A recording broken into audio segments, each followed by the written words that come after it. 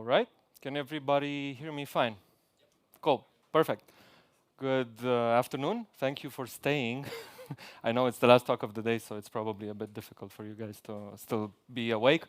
But don't worry, I promise it will be entertaining. It will be worth your time. My name is Cristian Schuszter. I'll be talking to you about identity crisis. It's a very fancy title, bending Spring Security to your advanced use cases.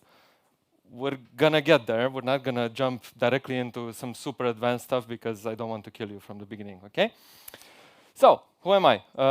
I'm a software engineer at CERN. You might assume that I'm working in construction due to the helmets and so on, but that's just because I also do a lot of guiding in my spare time. So if you ever pass by CERN, feel free to give me a message or anything like that. We can make sure you get to visit an accelerator. On more serious matters, I've been around for like 7 years or so. I've been working in computer security on the SSO team. We implemented like a new open source SSO solution for the whole organization. And now I'm working on something called business computing. So it's like a more regular software shop, right? Now, what we're going to be talking about is Spring Security. Surprise, right? We're going to talk about the uncharted bits, meaning that you probably know Spring Security has a reputation for not having the best documentation in the world, right? So if you want to do some amazing stuff, you might suffer, right? So we're going to talk about OIDC, some ways of implementing authentication and authorization, so auth and auth-z, right?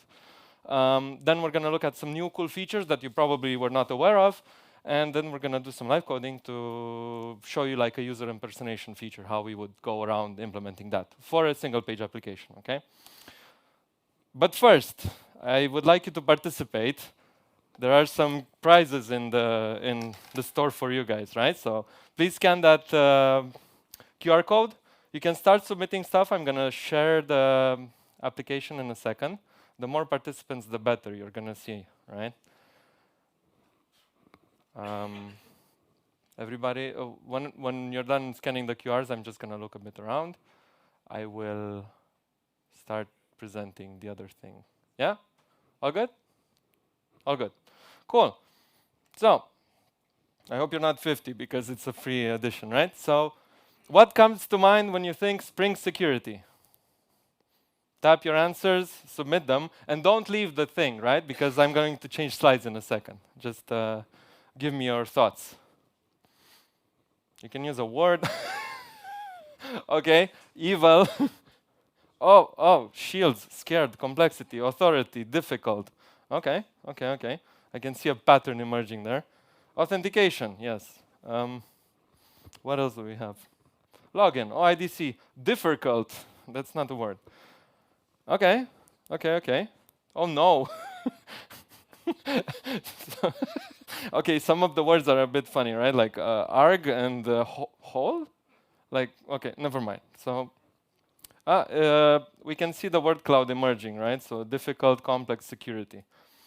Okay, and there's a teardrop emoji somewhere. Very nice.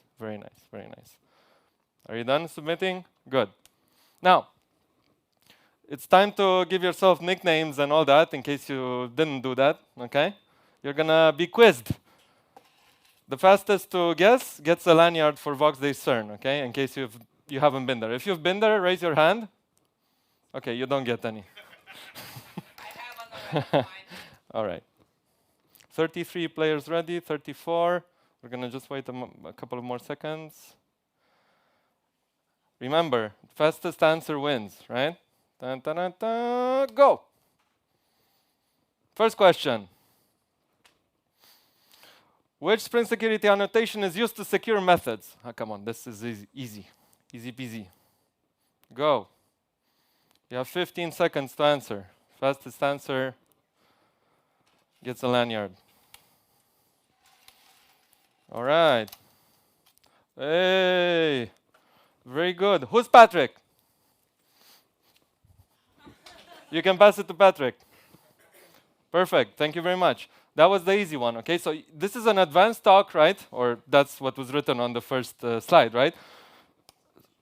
So we're gonna go into some deeper things, right? Players ready, 32. Wait, some people left. Never mind, okay, let's go. Next question. Which is one of the key advantages of using pre-authorized over secured in Spring Security? I didn't put any music, I'm sorry for that, because usually it's like... This is for all you people at home over there watching us as well.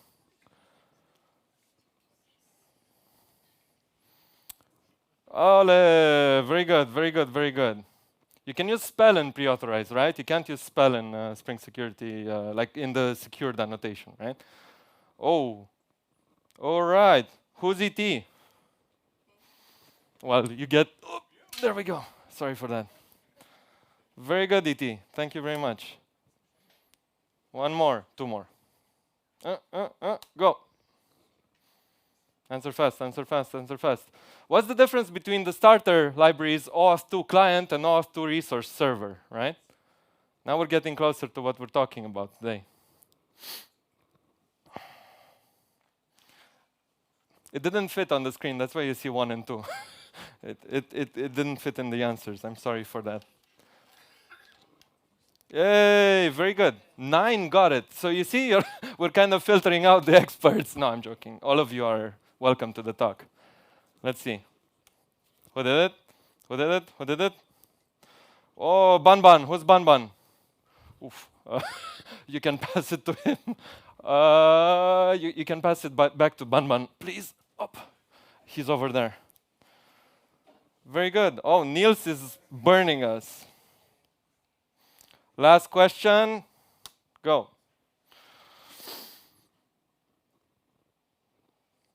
Which of the following statements about granted authority in Spring Security are true? There might be more than one.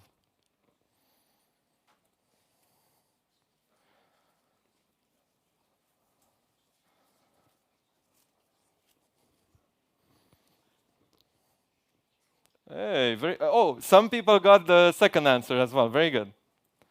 Very good, very good. Now, Ole, who's, oh my God, that was very close. Dragonite, sorry, Dragonbite. Here you go, Dragonite. Oh, I'm sorry. Sorry for any potential eyes that were lost. And Theo wins the grand prize, which is also lanyard. So, all right. Thank you very much. Now that you actually have shown me that you're worthy of being called the Spring Security experts, I took some time making a tier list of Spring features, which are, you know, like from the easiest to the most complex, right? Don't talk Spring AOP to me, please. But security is quite down there, right? You need to have like a strong beard and so on going on there. And you're not the only one, right? Like if you search around for Spring Security, especially on Reddit, you might end up with like these posts which I had to like censor a bit, right? Because people have very strong opinions about Spring Security, which we will try to dispel as much as possible during the talk today, okay? Now, if you're not sure where to start, if you're not one of the people that got the lanyards, no, I'm joking. If you're not an expert or you don't consider yourself an expert, it's fine. I'm not an expert either. However, Daniel is, so if you want to check out something really cool and you have 2.5 hours to spare, go ahead and watch that video, okay? There's a comment which is kind of like, oh yeah, I got some frustration, but then I found this DevOps talk. And then the other comment is like, oh, this is just the tip of the iceberg. So yeah, it's really just the tip of the iceberg, guys, and you'll see why now. Now, last funny bit, until we actually get into the nitty-gritty details, I made a little anecdote here. So Spring Security is a bit like IKEA furniture, right? It's modular, it's powerful, but the instructions are going to make you cry, okay? And it's usually the case, especially if you want to go on the unbeaten path, at least from experience. So the best architecture, according to me, is don't use Spring Security. Don't use anything like that at all. Use a reverse proxy, put it in front of your application, you're done, right? Easy peasy. But you all know that stakeholders want fancy things in their application. No, we want RBAC, we want very complicated authorization rules, right? If you're an admin and it's the 3rd day of the month and you've just sacrificed a goat, you're allowed to access this endpoint, right? So, because of these things, we need to go deeper into our applications and actually implement security rules where we have more control, right? And where do we have control? In our Spring applications, right? So because of that, let's go a bit into some actual implementation details. Now, as you all might know, especially after the quiz, there are two ways of doing things, right? Either you initiate the authentication from the backend, right? So your application is not a single-page application. It's usually one of these applications which just does the backend initiated request, right? You go with the authorization code flow, so you request a token, then the user sends their credentials to the SSO, not to yourself. You get the code back, you exchange it, and then you actually use that token to do API calls, right? So like that's the gist of it. Actually, in this case, usually you don't do API calls, you just do all the magic SSO stuff, and then you store it on the backend for a while until it expires, and then you refresh it or whatever, right? You know that, I hope. However, if you have something which is like an API, how many of you are building APIs? Right, so like half the room. Good. If you're building APIs, you generally have to do something like this. You need to start looking at resource server, right? You are the server which is validating these credentials. How do you do it? Well, usually you get like authorization, better token, and so on, right? You get the token, you process that token, and you also use the SSO server sometimes to actually check that the token is valid. How do you do that? You get some keys from the well-known endpoints, right? And you check that the token is valid and so on, and then you can proceed with whatever you're doing in your endpoint, right? So you go further on after populating the security context holder over here. All good. There's really good documentation about it there. This one is quite nicely and well covered. Okay, so let's see exactly how it looks like in a 30-second demo. So I will share the code with you a bit later. So if you have a simple client application, the one which initiates the backend login, right? All you need to do is bring this guy in, okay? And then in your security configuration, ignore this part, if you're using Spring Security 6 and onwards, you don't need to extend any class, right? You just provide a bean, which is the security filter chain over here, okay? I'm disabling CSRF on purpose, okay, so don't roast me for that. And then, you know, we're checking that all of the requests that we're doing to the application are authenticated, and we're doing some session management. Is anything missing here? I don't know, let's see. If I go to localhost 8000, oh no, 403, not good. Why? Because we need to actually say we're doing OAuth2 login. How are we doing it? With the defaults. We don't care. Just use the defaults. Okay.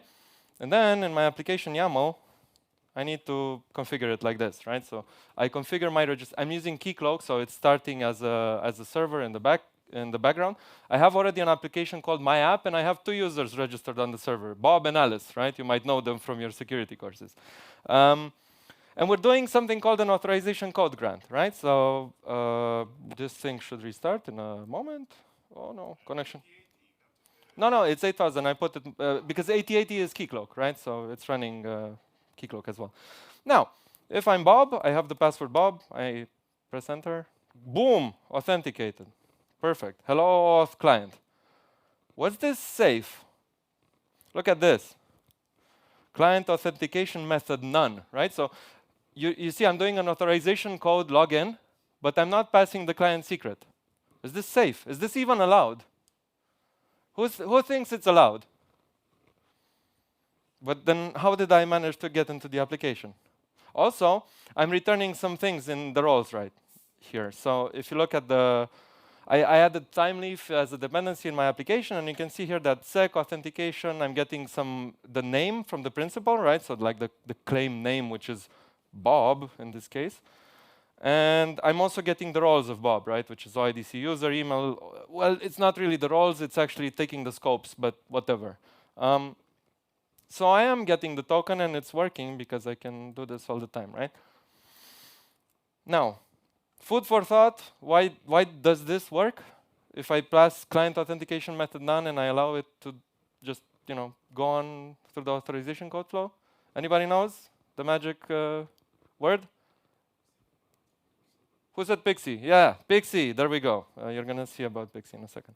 Good, So that was the part which actually touches the client side, right? And then we also have an example for the resource server. The resource server is quite similar. If we go to the security configuration of the resource server and we just launch it here, again, there's something missing here. Okay, here I added Swagger as well just to make things easier. But here we just need to, oh, that's a lot of stuff. It just decided to give me many things. For the resource server, we don't really need to do a lot. We can also say the defaults configurer. Oh. There we go. Yeah, with defaults. If you're not sure, use the defaults, okay? And then in the application YAML, what do we have here? This is the configuration, right? It's way simpler. Why? Because here I'm just validating tokens. I'm not actually doing the login myself. I don't know many things about all of this. Of course, maybe I want to validate that the audience is right? That only people from a certain application can actually access with the bearer token my stuff, right? I'm just going to run it really fast. It's going to take like 10 seconds to start because it starts the containers and so on. Same containers as before. Now, when I go to my localhost 8000 Swagger UI, but not this one, index.html. Thank you very much. Okay, so this is a very dumb application, right? It just says hello and hello roles, right? So it returns to me my roles. This is something that I configured so it knows that, well, in this case, it's using implicit flow, right? Like because I'm in the front end application, right?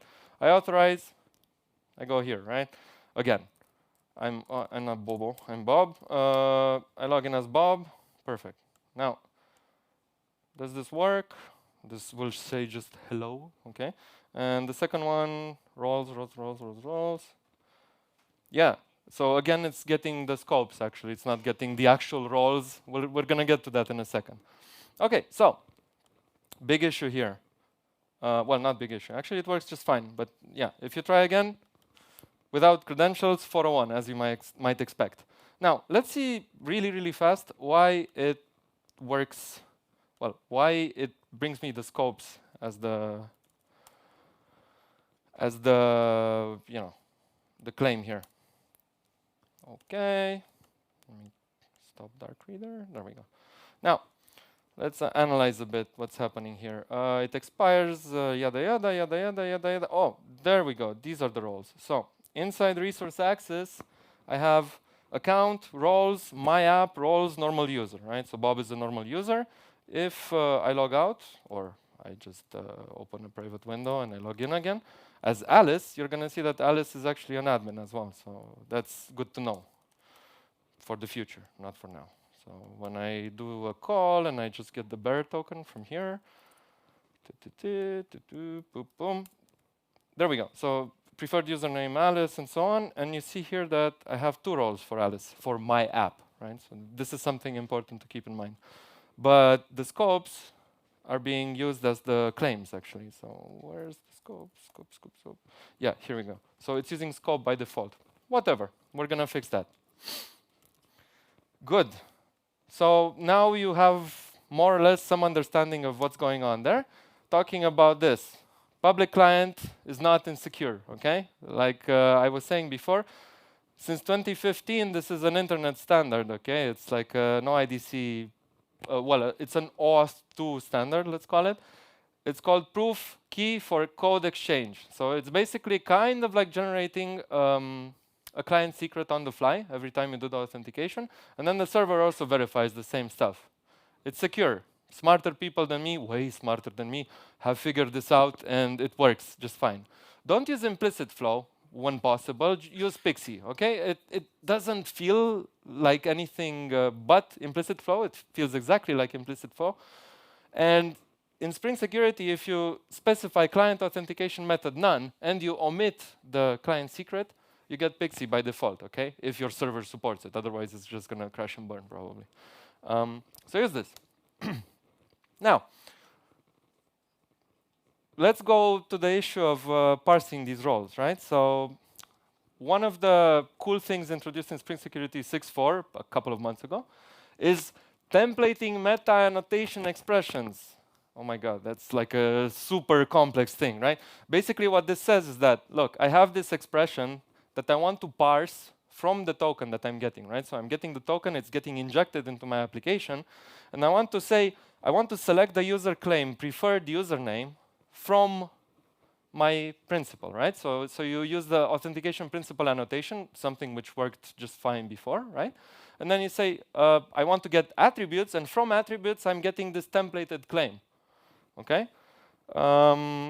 We'll see an example in a second, but it's quite cool. And the second thing is that you can do the same if you're not doing the, so this is mostly, I'm going to show this for the part where you're doing the authentication, right? So the server is initiating the authentication. And the second part is the part which actually checks if you, well, it maps the roles to your authorities from the correct place, right? So like I said, resource access, my app, roles, like we did before, right? And it's doing a spell expression for this, right? So there's something called expression JWT granted authorities converter that you can use, and this has been merged to main Spring Security in like, I don't know, October or something like that, and it's in 6.4. All right. Just really briefly show you that. So for the auth client, one important thing to do, you need to add this first. So you need to annotation template expression default. This is something which enables you to actually create these templates, right? And then if I copy it over from my, where were we? If I copy it over from my presentation, this beautiful thing, this thing.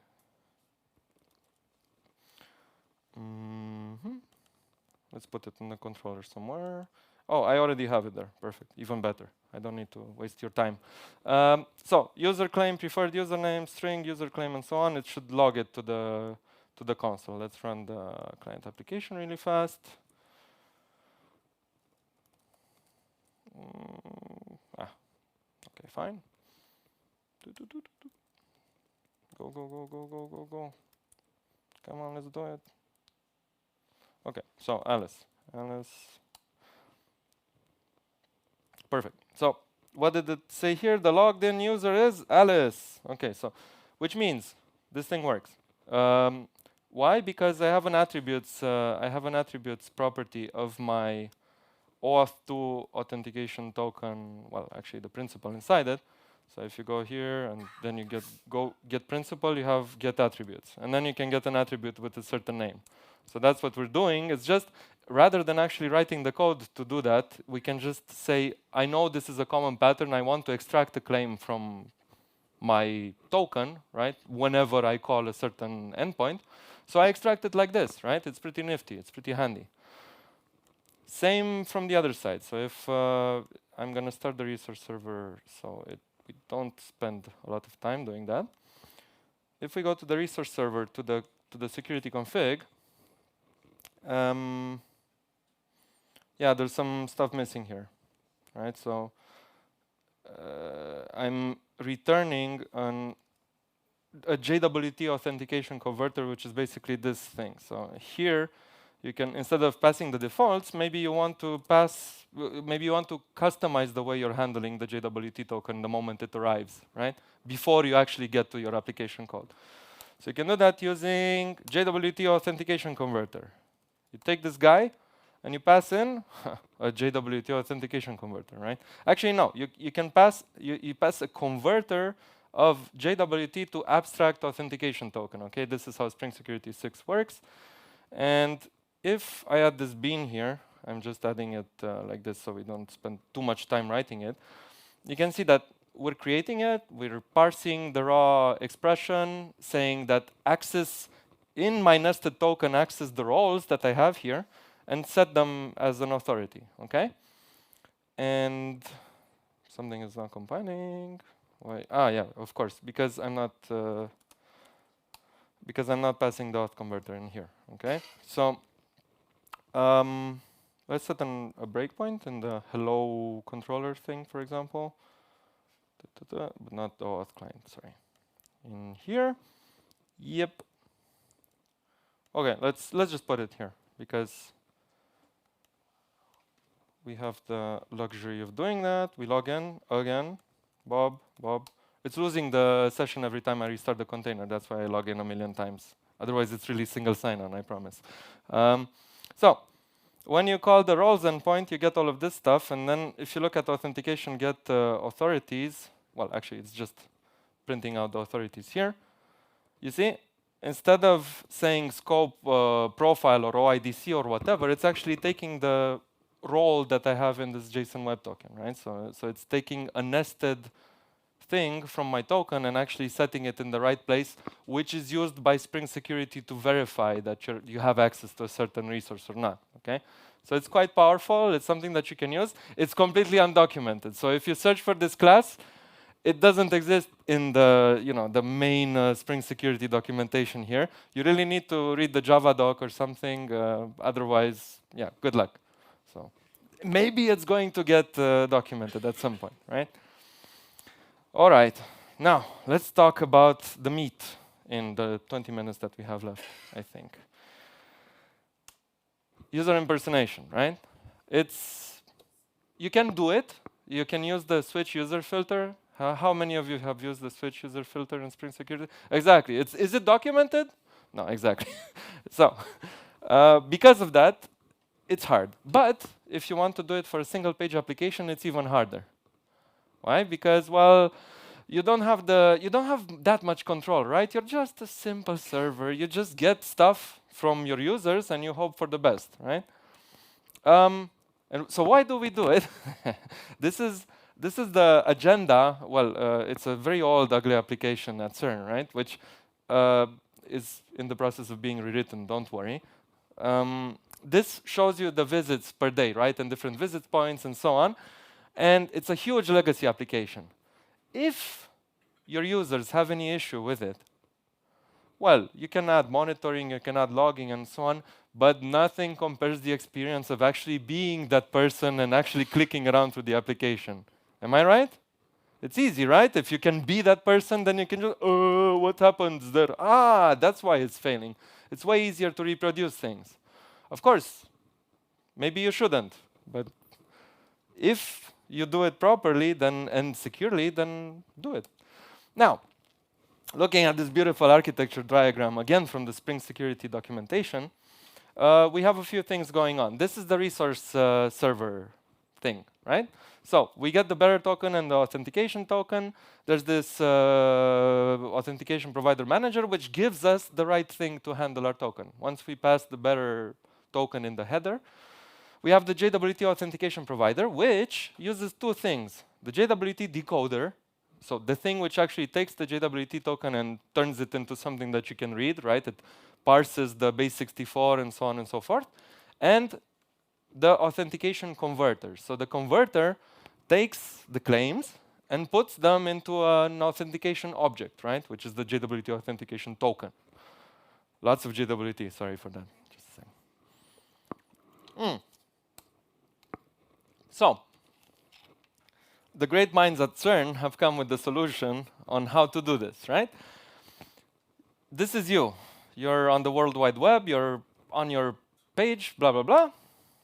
You log in, right? So you do a token request. Normally, you're doing it from the UI. So the website is doing it for you, right? You log in, you blah, blah, blah. It comes back to your React application, let's say, and you have the JWT token. Now you feel strong because you can actually call something with it.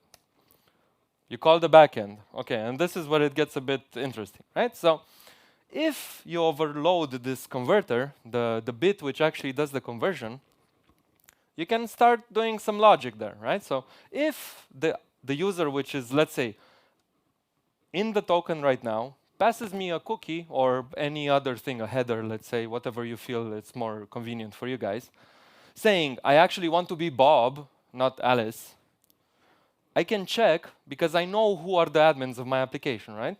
The JWT token is immutable. I cannot change it, right? So they cannot pretend there's somebody else. I know that the person that's calling me is actually Alice, right?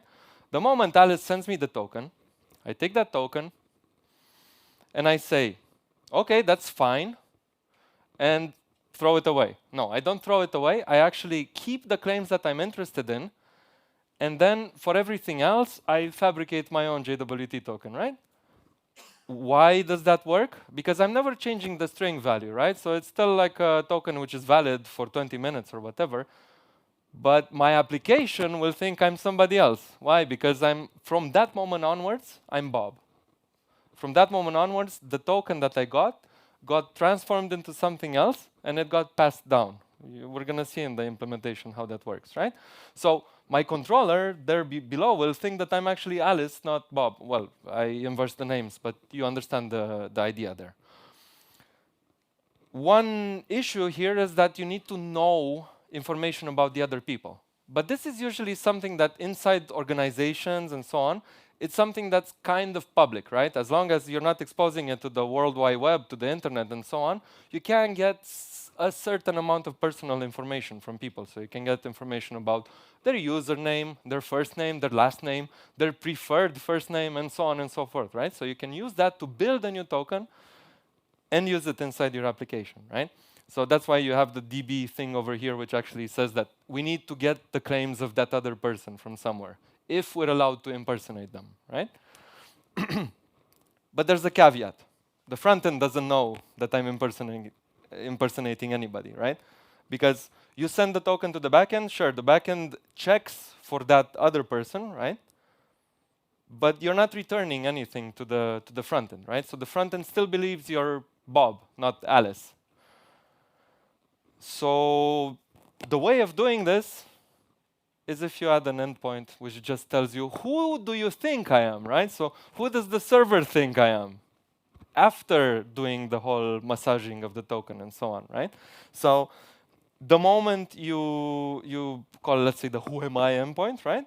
You get back the token of Alice with her roles, because you know those roles from the same thing that you used to populate Bob's credentials into your current token, right? Now let's see how that works, okay? Let's go step by step. Right, where are we? We have the impersonation application, same application as the other ones. It's using resource server. These are the dependencies, so it's just Swagger, Spring Boot Starter Web, and Data JPA. Why? Because I'm accessing information from the keycloak DB. Sorry. So basically, I need to do a query. I need to get information from the keycloak DB about the person. It's the simplest way to show you in a demo how that works. In practice, at CERN, we actually have another authorization server which allows us to get information about people by exchanging another token and so on, right? But it's too complex for a demo. So we just get stuff from the DB. How does the security config look like? I'm looking at the wrong thing, sorry. Yeah, nothing extraordinary going on there. So I'm just putting the authority prefix as role. I'm accessing the roles again from my token as normal, right? And I'm getting the authorities converter here. I'm not using the converter anywhere here. I'm just using the defaults. So I will need to implement my own thing. In the login as package here, I've created a stupid class called login as JWT authentication converter, okay? And it's using, so we have the data access object, right? We have this converter, the thing which converts from JWT to granted authorities, right? So this bit over here, this is gonna get injected automatically into the class. And we have something called cookie utils because I'm passing it as a cookie, right? So it's gonna be login as whatever name, right? Okay. Now, we need to implement something called, called a converter. Oh, it even filled it in for me, but it's wrong actually. So it's a converter from JWT to abstract authentication token. This is the thing that Spring Boot wants you to give it. So we implement it. It's super simple, the method, right? Convert JWT source, and then you return something. What do you return? A new JWT authentication token, which contains three things: the JWT, the authorities, and the principal's name, right? So like the UPN, sub, whatever claim you're using for that. Okay. Now, what do we want to do here? We get cookie utils dot get login as user. Of course, you would check that this person that just called has that role, right? We're skipping that part. So we're not checking if the person is allowed to impersonate somebody else or not, just to simplify our life. So login as user is this. If it's null, what do we do? Well, then we just go through the normal process, right? We just get the authorities. Yeah, okay. Thank you, ChatGPT. Yeah, we can do it like that. Otherwise, what do we do? Well, we need to get the roles. Ooh, what's this? This is creating a lot of useless stuff. Anyway, so get user roles. Get roles for username. Okay, that's good. So we're getting the roles of the user. We're creating. Oh la la. So yeah, it probably has it in my clipboard somewhere because this is more or less the thing, right? So what we're doing here instead is just we're getting the users for the roles for the user, right? So like you do a DB query really fast and so on. You create a new JWT token with the token value of this, right? You put all the headers. The headers are all the security stuff, right? You don't care about that. Your application doesn't care about that because it already checked that it's a valid JWT token before. And this is the interesting part. You can play with the claims. So you can put the claims whatever you want. You can also put an impersonated claim so you know that you're actually impersonating in your application. Maybe it matters, maybe it doesn't. And then you have a resource access claim, which is the one that you've seen in this token here. So my app roles admin normal user, right? So this should populate it with whatever roles that person has. And then we're calling convert on the token. Why? Because we can, right? So we can use the converter as it's a normal JWT token converter, right? So we're just getting the claims from that nested place, from the new token, and we're putting it as authorities into the authentication token. Okay. Anything else that I need to do? Yes, I need to use it, right? So in my security config, I need to pass this guy in. Auth converter, let's call it, yeah. And instead of this, we say JWT authentication converter. Okay. Impersonation. Okay, I'll run it in debug just so we see what happens. Okay, Postgres, keycloak, so on and so forth. And we have a few endpoints. So we have an endpoint here and the hello controller in this one, which basically checks if you're an admin or not, right? So this one does not allow you to actually get through if you're Bob, because Bob is only a normal user. He's not an admin.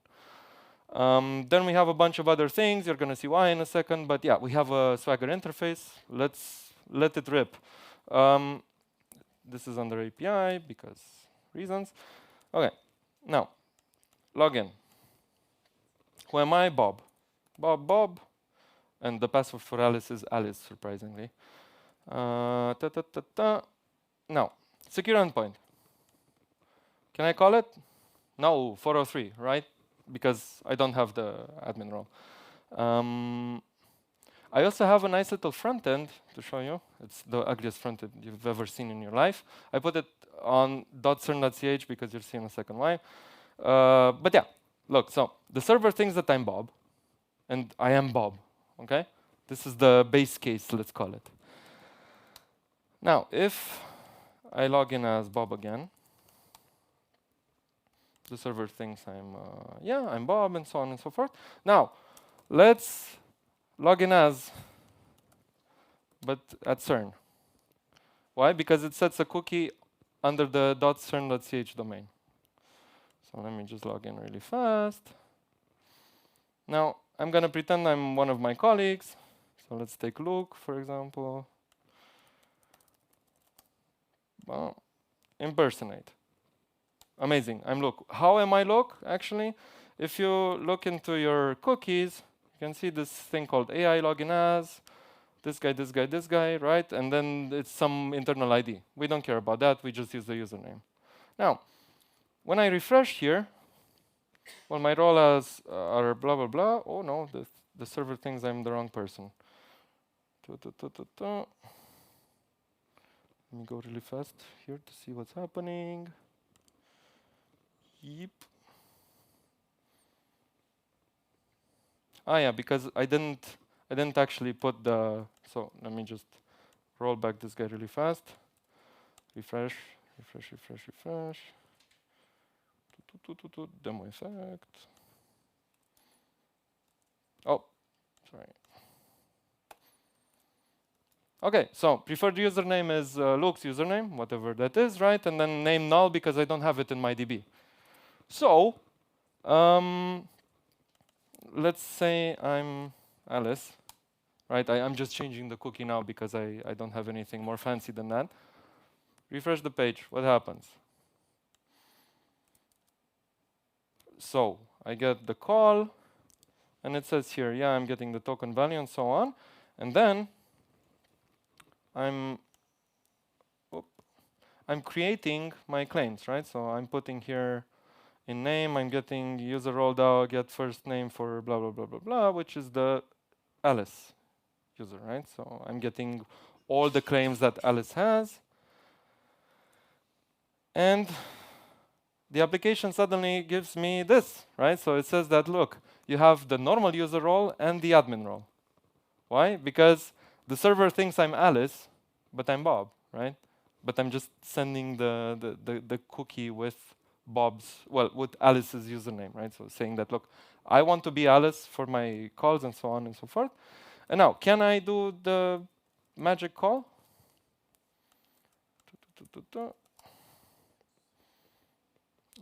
But it's not localhost. I need to put that server.ch because otherwise no cookies for you. Yeah. So secure endpoint. I call the secure endpoint, right? So I am still Alice in my private window here, and I managed to access something which is @secured with role admin, even though me in my token I only have this is the ID token, so it doesn't contain that much, but you can believe me that it only has the normal user role. Okay, I think we're done. Almost. We're almost done. If you need the code, maybe. You have it over there, so you can scan that thing. It's on the public CERN GitLab.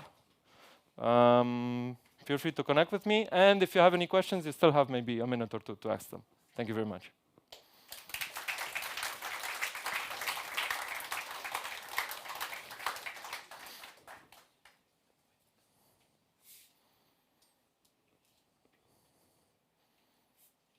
Questions? No. Well, it said advanced, right, on the first slide. Yeah, if you think of something, you know where I am. You can find me around at the beers, probably. All right. Thank you very much.